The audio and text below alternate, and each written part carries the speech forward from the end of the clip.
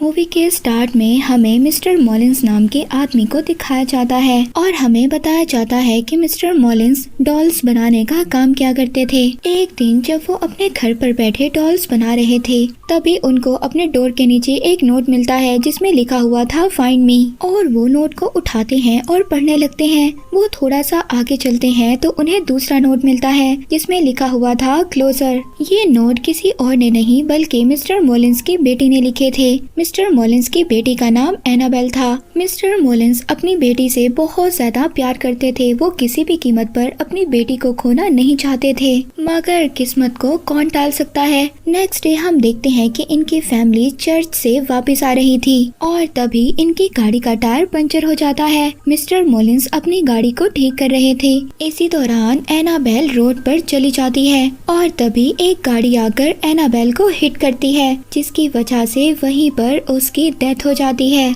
इसके बाद हमें मूवी में 12 साल बाद का सीन दिखाया जाता है, जहां पर हम एक नन और कुछ ऑर्फन्स बच्चियों को देखते हैं। ये सभी लोग मिस्टर मॉलिंस के घर जा रहे थे। इनका ड्राइवर इनको बताता है अपनी बेटी की डेथ के बाद मिस्टर एंड मिसेस मॉलिंस दोनों बहुत ज्यादा अकेले हैं और तुम्हें वहां जाकर उनका ख्याल रखना होगा। अब ये सब लोग मिस्टर मॉलिंस के घर पर पहुंच जाते हैं, जहां पर मिस्टर मॉलिंस इनको वेलकम करते हैं। इन्हीं ऑर्फन्स बच्चियों में से हमें एक बच्ची दिखाई जाती है जिसकी टांग पर पोलियो था और वो ठीक तरीके से नहीं चल पाती थी। इस लड़की का नाम जेनिस था और ये इस मूवी की मेन कैरेक्टर है। मिस्टर मॉलिंस का घर बहुत ज्यादा बड़ा था। सब लड़कियां मिस्टर मॉलिंस के घर को देखती हैं और बहुत ज्यादा खुश होती हैं। मिस्टर मॉलिंस उनको बताते हैं कि उनका रूम फर्स्ट फ्लोर पर है, लेकिन तभी सिस्टर मिस्टर मॉलिंस से कहती है कि जेनिस चल नहीं पाती, इसलिए मैं और जेनिस नीचे वाले रूम में ही रहेंगे। पर वहाँ पर मिस्टर मॉलिंस उनको एक ऑटोमेटिक चेयर दिखाते हैं जो उन्होंने अपनी वाइफ के लिए बनवाई थी। जेनिस उस चेयर पर बैठती है और बहुत ही आराम से ऊपर पहुंच जाती है, मगर तभी जेनिस के पीछे एक परछाई थी और वो परछाई फिर अचानक से गायब हो जाती है। सभी लड़कियां बहुत ज्यादा एक्साइटेड थी। वो लड़कियां रूम में आती हैं और सभी अपना बेड चूज करने लगती हैं। वहीं पर जेनिस रूम के बाहर देखती है जहां पर 5 साल, 6 साल और 7 साल लिखा हुआ था। तभी मिस्टर मॉलिंस जेनिस के पास आते हैं और उसे कहते हैं कि ये रूम हमेशा बंद रहेगा, इसको खोलने की कोशिश कभी मत करना। इसके बाद हम नन यानी के सिस्टर को देखते हैं जो अपने सामान को खोल रही थी। तभी वो वहाँ पर एक सीक्रेट विंडो को देखती हैं जिसके अंदर लिफ्ट लगी हुई थी। अब विंडो के अंदर लिफ्ट लगी हुई थी, ये काफी ज्यादा अजीब बात थी। अब सिस्टर उस विंडो को बंद करती है, लेकिन वो विंडो खुद से दोबारा खुल जाती है। सिस्टर दोबारा से उस विंडो को बंद करती है, लेकिन वो विंडो दोबारा खुल जाती है। पर तभी सिस्टर के पास एक लड़की आती है। वो आकर सिस्टर से परमिशन मांगती है कि वो बाहर जाकर खेल सकती हैं। सिस्टर सभी लड़कियों को परमिशन दे देती है और अब सब बच्चियां बाहर जाकर खेलने लगती हैं। यही सब कुछ जेनिस अपनी विंडो से देख रही थी। वो बहुत ज्यादा उदास हो जाती है क्योंकि वो चल नहीं सकती थी और ना ही इस तरह खेल सकती थी। अब रात को सब मिलकर डिनर करते हैं। तभी हम वहाँ पर मिस्टर मॉलिंस की वाइफ को देखते हैं, मगर तभी वहाँ पर डोर बंद हो जाता है। अब जब रात हो जाती है तो रात को जेनिस को वही नोट मिलता है जिस नोट पर लिखा हुआ था फाइंड मी। ये एग्जैक्ट बिल्कुल वैसा ही नोट था जैसा मिस्टर मॉलिंस की बेटी एनाबेल उनको दिया करती थी, मगर एनाबेल तो मर चुकी थी। और ये फिर कौन था जो जेनिस को ये नोट लिख रहा था। जेनिस उसी नोट को फॉलो करते हुए उस रूम तक पहुंच जाती है जिस रूम में मिस्टर मॉलिंस ने उसको जाने से मना किया था। जेनिस अब उस रूम में आ जाती है जहां पर वो देखती है कि बहुत सारी डॉल्स पड़ी थी और वहीं पर एक छोटा सा डॉल हाउस भी था जो कि बिल्कुल कॉपी था मिस्टर मॉलिंस के हाउस जैसा। और तभी जेनिस को उस घर से एक चाबी मिलती है। ये चाबी दरअसल वहाँ पर पड़ी हुई कबर्ड की थी। जेनिस उस चाबी को उठाती है और कबर्ड को खोल लेती है। यहाँ पर एनाबेल की डॉल पड़ी हुई थी।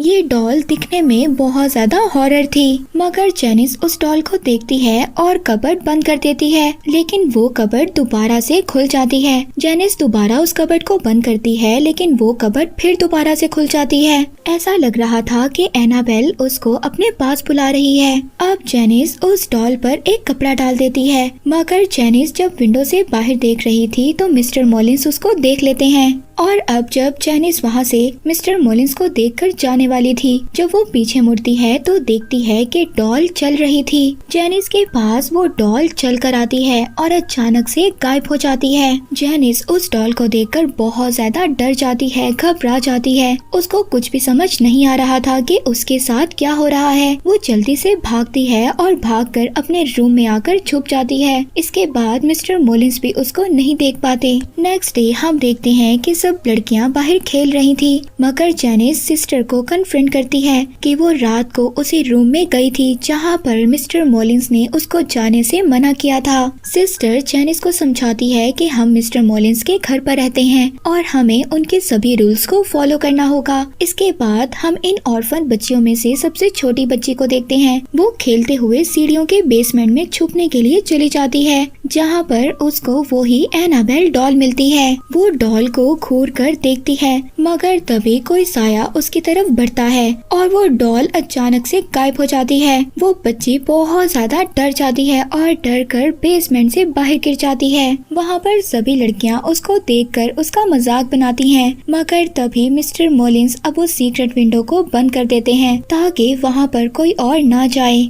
इसके बाद रात हो जाती है। रात को हम दो लड़कियों को देखते हैं जो अपने ऊपर चादर लेकर टॉर्च लेकर बातें कर रही थी कि मिस्टर मॉलिंस की वाइफ कितनी ज्यादा अजीब है। वो पूरा दिन बेड पर रहती हैं और रात को शिकार करने के लिए निकल जाती हैं। अब जैसे ही ये बातें कर रही थी, मगर तभी इनको यहाँ पर आवाज आती है किसी के चलने की। ये दोनों ये समझ रही थी कि शायद मिस्टर मॉलिंस की ये आवाज है, मगर तभी अचानक से इनकी टॉर्च बंद हो जाती है और एक बहुत ही डरावना साया इनको अपनी तरफ खींचता है, जिसकी वजह से ये बहुत ज्यादा डर जाती हैं और चीखती हैं। इन दोनों के चीखें सुनकर यहाँ पर सभी लोग आ जाते हैं। इन दोनों लड़कियों में से एक लड़की मिस्टर मॉलिंस से कहती है कि मैंने आपकी वाइफ को देखा है। मिस्टर मॉलिंस कहते हैं कि ऐसा पॉसिबल ही नहीं हो सकता, क्योंकि उनकी वाइफ तो कभी चल ही नहीं सकती। इसके बाद हम देखते हैं कि सिस्टर मिसेस मॉलिंस के रूम में जाती है उनकी बेटी की डेथ का अफसोस करने।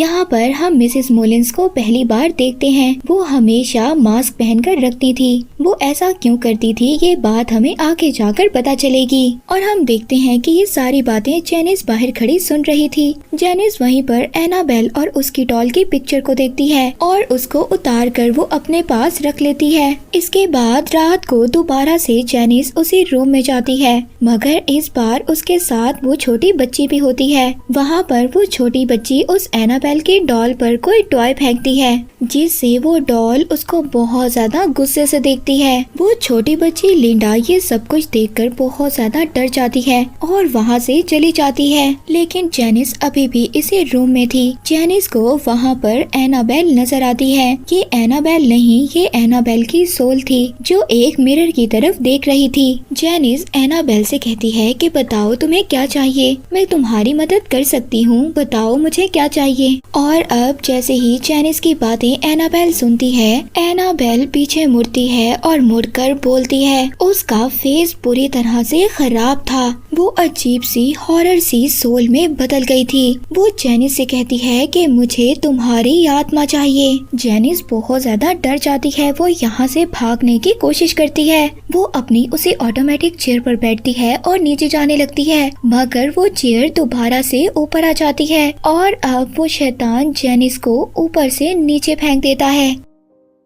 अब इसी तरह सुबह हो जाती है। सुबह को मिस्टर मॉलिंस जैनिस का इलाज करवाते हैं। जैनिस सिस्टर को बताती है कि इस घर में कोई शैतान है जो मुझे मारने की कोशिश कर रहा है, क्योंकि मैं सबसे ज्यादा कमजोर हूँ। मेरी सोल सबसे ज्यादा वीक है। सिस्टर जैनिस को समझाती हैं कि तुम्हारी बॉडी जरूर वीक है, लेकिन तुम्हारी सोल बिल्कुल भी वीक नहीं है, वो हमसे भी ज्यादा स्ट्रॉन्ग है। इसके बाद हम देखते हैं कि रात को लिंडा को उसी रूम से आवाज आती है। वो उसी रूम के पास जाती है और पास जाकर वो बाहर ही से देखती है। वो देखती है कि वो डॉल चेयर पर बैठकर झूले ले रही थी। ये बहुत ज्यादा अजीब था। वो बहुत ज्यादा डर जाती है, मगर लिंडा फिर भी देखना चाहती थी क्या इस रूम में वाकई ही कोई शैतान है। वो अपनी टॉय गन से एक रस्सी बांधती है और उस रूम की तरफ करती है, मगर तभी वो शैतान उसकी वो टॉय गन छीन लेता है। लिंडा बहुत ज्यादा डर जाती है और डर कर अपने बेड पर जाकर छुप जाती है और वो शैतान वहाँ पर आता है और अपनी डॉल लेकर चला जाता है।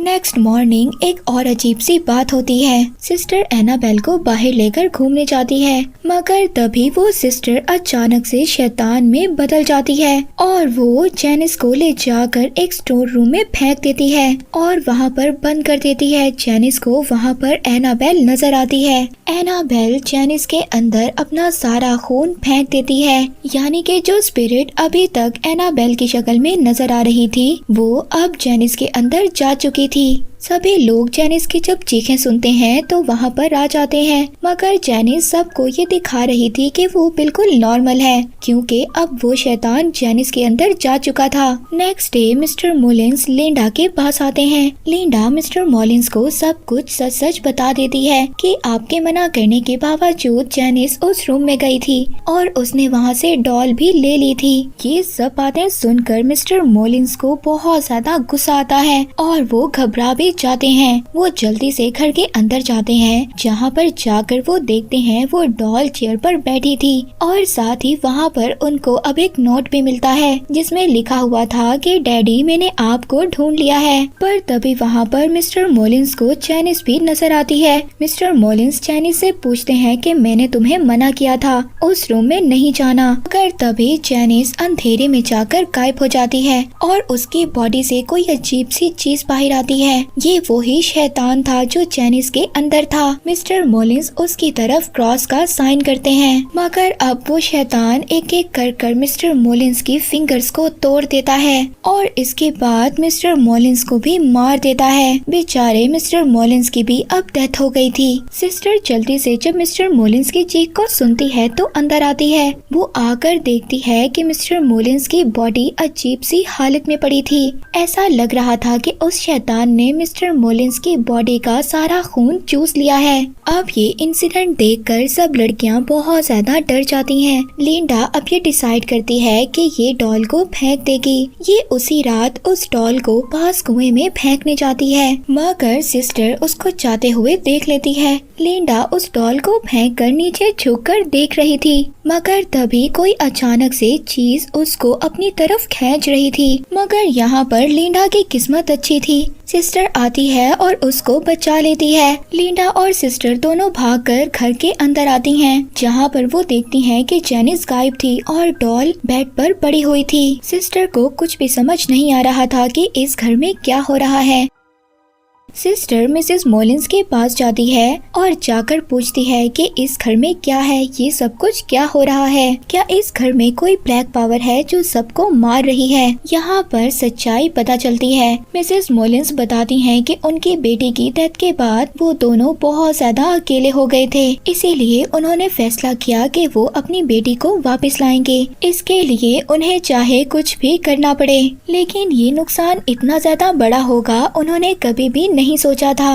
उन्होंने गलत पावर्स का यूज किया अपनी बेटी को बुलाने के लिए और उनकी बेटी वापस आ भी गई और हम दोनों बहुत ज्यादा खुश हो गए थे। मगर तभी हमें पता चला कि वो हमारी बेटी एनाबेल नहीं बल्कि कोई शैतान है जिसने हमारी बेटी की सोल को कैद कर लिया है। वो शैतान हमारी बेटी की शक्ल में दुनिया में आना चाहता था और जब हमें इस बात का पता चला तो मैंने क्रॉस का साइन दिखाकर उस शैतान को वापस भेजने की कोशिश की, लेकिन वो शैतान बहुत ज्यादा पावरफुल था। उसने मिसेस मोलिन्स पर अटैक किया और उनकी एक आंख निकाल ली। ये सब बताकर मिसेस मोलिन्स अपना मास्क हटाती हैं और यहाँ पर हम मिसेस मोलिन्स का असल चेहरा देखते हैं और उनका फेस बहुत ज्यादा हॉरर था। और इसके बाद मिस्टर मोलिन्स ने उस डोर को लॉक कर दिया, वहाँ पर बाइबल के पेजेस को चिपका दिया और इसके बाद उन्होंने फादर और प्रीस्ट को बुलाया और इसी तरह 12 साल गुजर गए, जिसके बाद उन्होंने ये फैसला किया था कि वो अपनी बेटी की जगह दूसरी बच्चियों की मदद करेंगे। मिस्टर मोलिन्स ने यहाँ पर सबको अच्छे के लिए बुलाया था। वो ये नहीं जानते थे कि जेनिस उस डोर को ओपन कर देगी और वो शैतान दोबारा से जाग जाएगा। इसके बाद बाकी लड़कियाँ जेनिस को देखती हैं जो अब चल सकती थी, यानी कि उसके अंदर अभी भी शैतान था जिसने जेनिस को बिल्कुल ठीक कर दिया था। यहाँ पर जेनिस सब लड़कियों को मारने की कोशिश करती है। वो सभी चीख कर बाहर जाती हैं। सिस्टर यहाँ पर सबको समझा चाहती है कि वो सभी एक साथ रहें और सेफ रहें। अब वो सभी लड़कियां मिसेस मॉलिन्स को भी अपने साथ लेकर जाना चाहती थी ताकि वो उनकी भी केयर कर सकें। तभी जब वो उनके रूम में जाती हैं तो जाकर वो अजीब सा नजारा देखती हैं। वो देखती हैं कि उस शैतान ने पहले ही मिसेस मॉलिन्स को मार दिया था और मारकर उनकी आधी बॉडी को दीवार पर लटका दिया था। ये देखकर सभी लड़कियां बहुत ज्यादा डर जाती हैं। वो चीखती हैं और बाहर चली जाती हैं। सिस्टर वहाँ पर लिंडा और दूसरी बच्ची को बचाने जाती है, मगर तभी वहाँ पर जैनिस भी आ जाती है। सिस्टर जैनिस के सामने बाइबल पढ़ने लगती है। तभी जैनिस सिस्टर को उठाकर एक मिरर में दे मारती है, जिसके बाद जैनिस के अंदर जो शैतान था वो वहाँ पर सभी लड़कियों को तंग करने लगता है।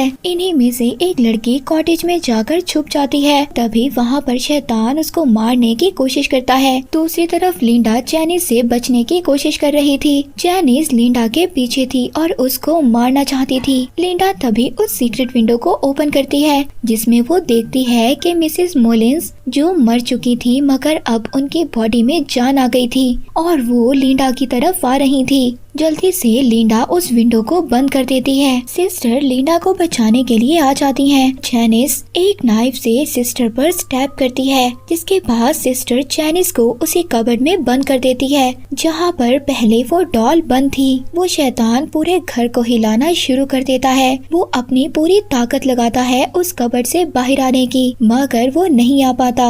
यहाँ पर सारे घर की लाइट्स ऑन ऑफ हो रही थी। इसके बाद ये सब देखकर सभी यहाँ से भागने लगते हैं। हम देखते हैं कि पूरा घर हिलने लगता है और सभी लाइट्स एकदम ब्लास्ट हो जाती हैं और बिल्कुल अंधेरा हो जाता है। अचानक से बिल्कुल हर चीज खामोश हो जाती है। ऐसा लग रहा था कि जैसे वो शैतान अब यहाँ से जा चुका है। इसके बाद नेक्स्ट डे का सीन दिखाया जाता है, जहाँ पर पुलिस आ जाती है। पुलिस उस कबर्ड को खोलती है, मगर उस कबर्ड में सिर्फ डॉल थी। जैनिस वहाँ से गायब हो चुकी थी। इसका मतलब वो शैतान अभी भी जैनिस के अंदर था और वो जैनिस को अपने साथ लेकर आजाद हो चुका है। इसके बाद हमें दिखाया जाता है कि एक ड्राइवर उस डॉल को लेकर चला जाता है और फिर ये सभी लड़कियां भी डिसाइड करती हैं कि वो इस घर को छोड़कर चली जाएंगी। इसके बाद हमें कुछ टाइम बाद का सीन दिखाया जाता है, जहाँ पर हमें कपल को देखते हैं। वो ऑर्फन हाउस से एक लड़की को अडॉप्ट करने आए थे और ये लड़की कोई और नहीं जैनिस थी, जिसका पाँव भी बिल्कुल ठीक हो चुका था। इसका मतलब अभी भी शैतान उस जैनिस के अंदर था। हमें इसके बाद जैनिस को बड़ा होते हुए दिखाया जाता है। 12 साल बाद हम देखते हैं कि जैनिस अब बड़ी हो चुकी है। उसके पेरेंट्स को उसकी आवाज सुनाई देती है। उसके फादर जैनिस को चेक करने के लिए जाते हैं, मगर तभी वो अपने फादर का गला काट देती है और इसके बाद वो अपनी मदर को भी मार देती है। और यही आवाजें सुनकर इनकी नेबर जाग जाती है और इसी के साथ ये मूवी यहीं पर एंड हो जाती है।